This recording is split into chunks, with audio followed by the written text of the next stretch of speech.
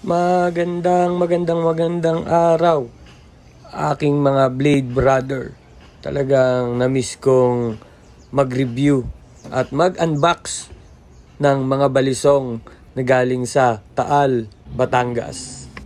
Shout out ko lang si Tito Bayani Cruz na laging nandyan at nanonood ng ating mga video. And syempre, shout out ko rin ang ating mga kapatid sa Balisong, Pilipinas at ang ating mga iba pang mga Blade Brother. And syempre, shout out din sa maker ng balisong na ito na si Mr. Rosario o Mauro Lopez ng Taal, Batangas. Ito ay isang 8 bados na balisong.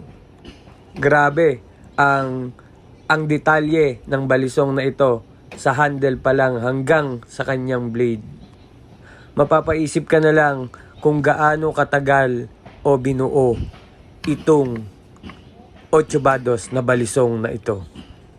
Ito ay kakaiba sa aking koleksyon dahil mapapansin natin na pakudrado ang kanyang handle bukod sa maraming detalye na makikita sa kanya.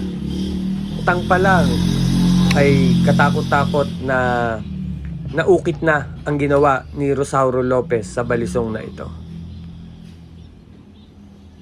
At grabe nga yung kanyang handle, yung kahoy gawa sa nara, tapos yung mga nakasiksik-siksik dyan ay gawa naman sa brass.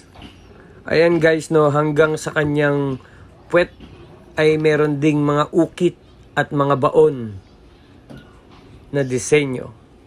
Nagtanong ako sa kanya kung gaano niya katagal binuo ito. Ito ay inabot ng 1.5 araw. Magkano na ang araw ng isang tao ngayon? Sabihin mo ng 700. Tapos kanyang kalahating araw pa, sabihin mo ng 350. So sa labor pa lang ng balisong na ito ay nasa 1,000 na. Wala pa ang materyales. Isama mo pa ang costing ng kanilang mga ginagamit na machine. So magkano na ang inaabot ng balisong na ito?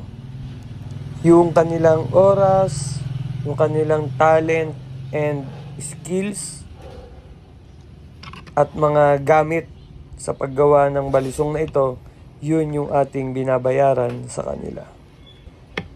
Para sa akin, napakaganda ng pagkakabuo ni Rosario Lopez sa dito. Ayan, tignan natin, no, pag yung kanyang pag sinasara bukas mo yung kanyang lock, napakadali. Yun yung napansin ko. So ang ganda ng pagkakagawa niya dito. Consider na ito ay isang handmade. Pati yung kanyang pagkakagawa ng blade profile ay maganda rin. Korting sibat. Akala mo double blade pero hindi siya double blade. Gawa sa molye ang blade. Ito yung isa kong 8 bados na balisong. Classic looking at produkto ng Taal, Batangas. Pinag-ukulan ng panahon, binigyan ng atensyon, ibinigay o ipinakita ang kanilang talent, ang angking talento ng ating mga balisong artisan ng Taal, Batangas. Kaya kami po, ang advokasya namin ay maituloy ang kulturang ito at maging makilala ng buong mundo.